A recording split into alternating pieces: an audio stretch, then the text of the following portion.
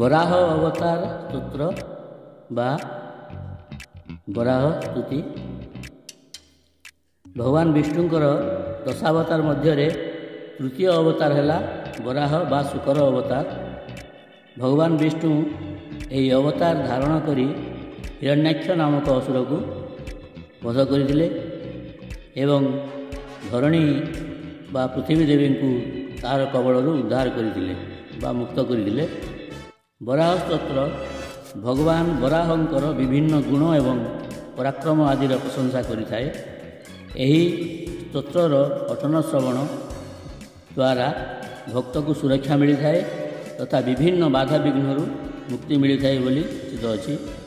ଏହି ସ୍ତୋତ୍ର ବରାହଙ୍କର ଉପସ୍ଥିତି, ଶକ୍ତି ଓ ଦିବ୍ୟ କାର୍ଯ୍ୟ ସବୁର ବର୍ଣ୍ଣନା କରିଥାଏ। ବରାହଙ୍କୁ ଧର୍ମର ଧାରକ ବୋଲି ମଧ୍ୟ କୁହାଯାଇଛି। ବରାହ ସ୍ତୋତ୍ର ଓଡ଼ିଆ ଶ୍ରୀମଦ୍ ଭାଗବତ ମହାପୁରାଣରୁ ନିଆଯାଇଛି, ଯାହାକି ତୃତୀୟ ସ୍କନ୍ଧ 13 ଅଧ୍ୟାୟ ରହିଛି। ଶ୍ଲୋକ ସଂଖ୍ୟା 34ରୁ 45 ପର୍ଯ୍ୟନ୍ତ। ଅଥ ବରାହ ସ୍ତୋତ୍ର। ଓମ୍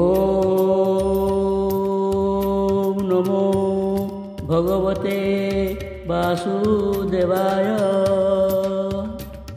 ଋଷୟ ଉଚୁ ହେ ଯଜ୍ଞ ରୂପୀ ଜନାର୍ଦ୍ଦନ, ତୋର ବିହାର ତ୍ରିଭୁବନ। ଜୟ ତୁ ଜୟ ଭଗବାନ, ତୁ ବେଦମୟ ବିଦ୍ୟମାନ। ଯଜ୍ଞମୂରତି ନିଜ ପିଣ୍ଡେ, ଯେ ଯଜ୍ଞ ଧର୍ମ କର୍ମକାଣ୍ଡେ। ତୋର ଶରୀର ରୋମକୂପେ, ସମୁଦ୍ର ଲୁଚିଲା ସ୍ୱରୂପେ। ନମୋ ଗୋବିନ୍ଦ ମହୀଧର, ଅଶେଷ ମହିମା ସାଗର। ହେ କାଳ ରୂପୀ ତୋ ଚରଣେ, ନିର୍ଭୟେ ପଶିନୁ ଶରଣେ। ଯଜ୍ଞାଦି ଆତ୍ମା ତୋ ଶରୀର, ଦୁଷ୍କୃତ ଜନେ ଅଗୋଚର। ତୋ ଦେହ ଚର୍ମେ ବେଦ ବସେ, ଅନଳ ରୋମକୂପ ଦେଶେ। ଭୂତ ଆହୁତି ନେତ୍ର ଯୁଗେ, ଚତୁର ହୋତ୍ର ପାଦ ଭାଗେ। ଏ ଯଜ୍ଞ ଶ୍ରୁକ ତୋର ତୁଣ୍ଡେ, ଶ୍ରୁବ ନିର୍ମିତ ନାସାଖଣ୍ଡେ। ଇଡ଼ା ଉଦର ଅନୁବନ୍ଧେ, ଚମସ ରହେ କର୍ଣ୍ଣରନ୍ଧ୍ରେ। ପ୍ରାଶ୍ରିତ୍ର ବସେ ତୋର ଆସ୍ୟେ, ଗ୍ରହେ ବସନ୍ତି ତୋର ଗ୍ରାସେ। ଚର୍ବଣେ ଅଗ୍ନିହୋତ୍ର ରହେ, ଅଗ୍ନିହୋତ୍ର ରହେ। ଦୀକ୍ଷା ତୋ ଅନୁଜନ୍ମ ବହେ, ଯେ ଉପସଦ ନିଷ୍ଠେ। ସେ ତୋର ଗ୍ରୀବାଦେଶଟେ। ଦନ୍ତେ ପ୍ରାୟଣୀ ଉଦୟିନୀ, ଜିହ୍ୱାରେ ପ୍ରବର୍ଗକୁ ଘେନି। ଶିରେ ହୋମ ରହିତ ଅଗ୍ନି, ଆବର ଉପାସନା ବହ୍ନି। ପ୍ରାଣେ ବସନ୍ତି ଚିତିଗଣ, ସୋମ ତୋରେ ତ ଆଚରଣ। ଶବନ ତୋହର ଅବସ୍ଥା, ସପ୍ତଧାତୁଏ ତୋର ସଂସ୍ଥା।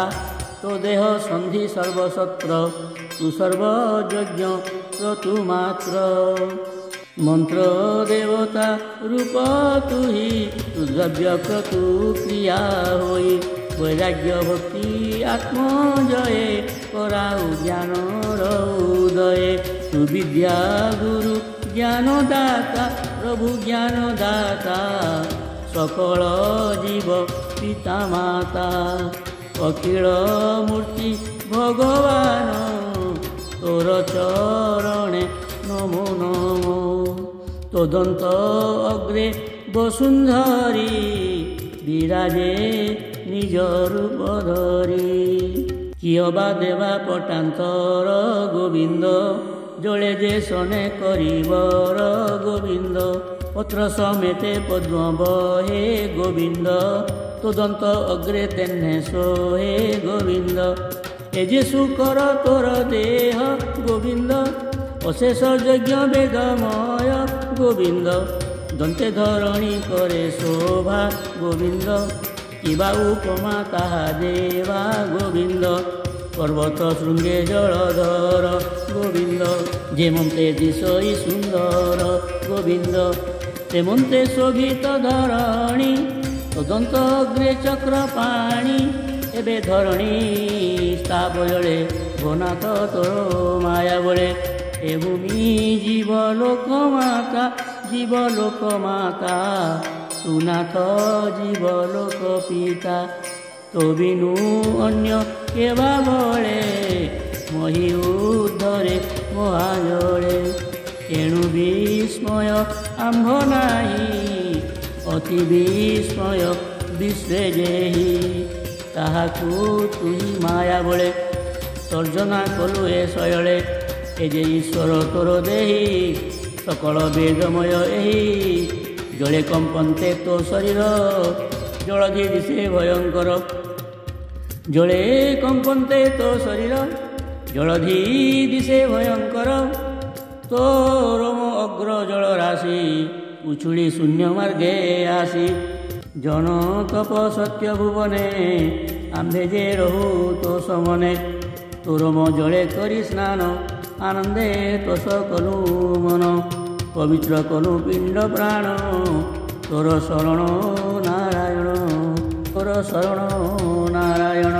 ତୋ କର୍ମ ପାର ଜାଣିବାରେ ପ୍ରଭୁ ଜାଣିବାରେ ଯେ ଜନ ମନେ ବାଞ୍ଛା করে সে নিশ্চয় অটে মন্দমতি তাহু জানিব তোর গতি তো যোগ মায়া গুণ বলে আম্ভে মোহিত এ শয়লে তেণু বিশ্বকু সুখ দেই প্রভু সুখ দেই আমঙ্কু কর নাথ ত্রায়ী আমঙ্কু কর নাথ ত্রায়ী।